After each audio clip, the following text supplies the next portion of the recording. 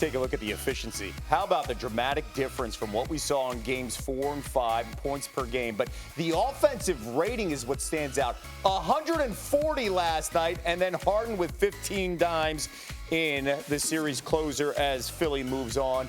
We got Seth Greenberg and the president of the Doc Rivers fan club. That is Kendrick Perkins as he joins us here. We can get to the coach, but I do want to focus specifically on what you saw from James Harden with all the questions lingering about his playoff performances in the past, especially the last couple games. What did you see from the point guard last night?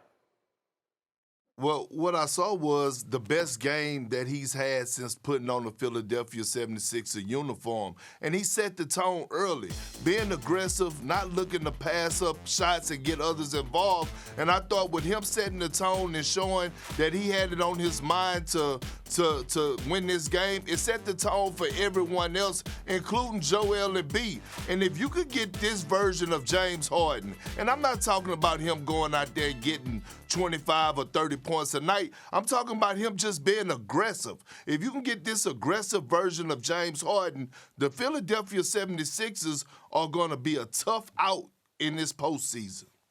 When you see Harden being aggressive, what does that mean to you, Seth? Does that mean first quarter, 10 points, 5 dimes? What does that mean like we saw last night? It means it makes the game easier for Maxey. It makes the game easier for Tobias Harris. His ability to get paint touches, play downhill, all of a sudden that puts the defense in rotation. And when it's in rotation, who's the beneficiary? All of a sudden you're forced to close it. People are running out Tyrese Maxey.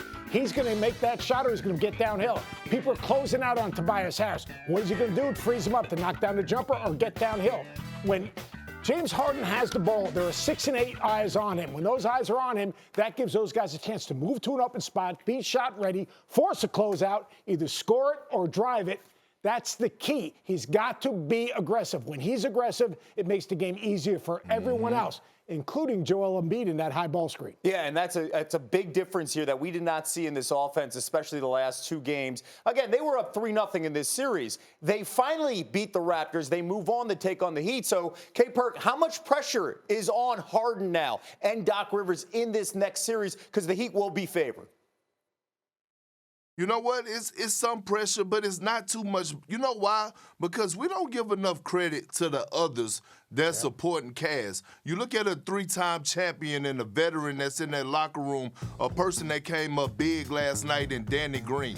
You know, he's a guy that's battle-tested, and he's ready for the moment. We're looking at the emergence of Tyrese Maxey and the way that he's played. And listen, Bam Adebayo, he had a lot of complaints about the Defensive Player of the Year award and said he should have won it, this, that, and the other. But guess what? He got his chance now to show us why he should have been the Defensive Player of the Year.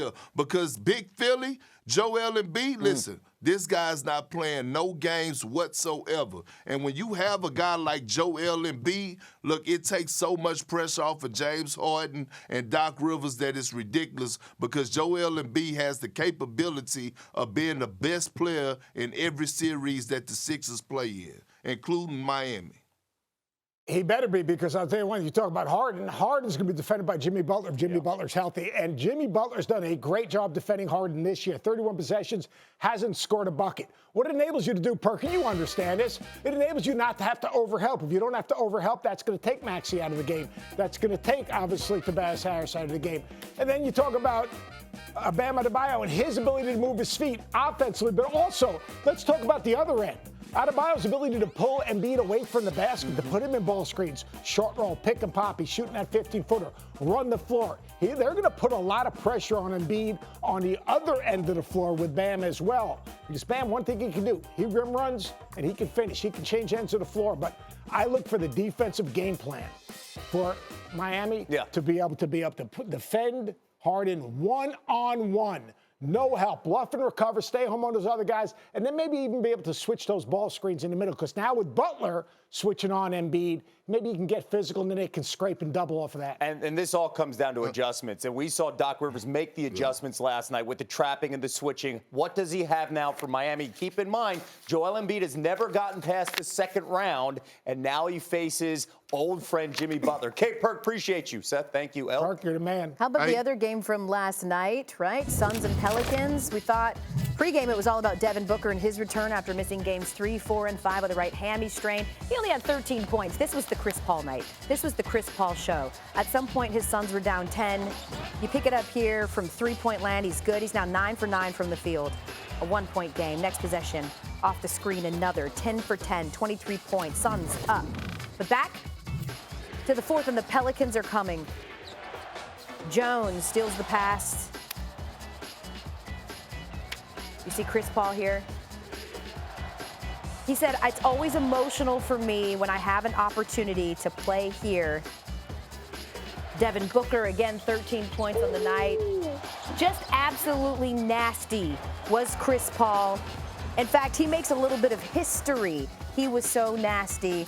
I started pointing to the point guard. I was going to say, for anyone watching this game last night whose kids is like, why do you call Chris Paul the point guard? We saw it down the stretch. Yeah. No one finishes quite like him, and because he was perfect, he made shots without any miss. The only player with more makes without a miss in any game, regular season or playoffs, is Wilt Chamberlain, Kevin.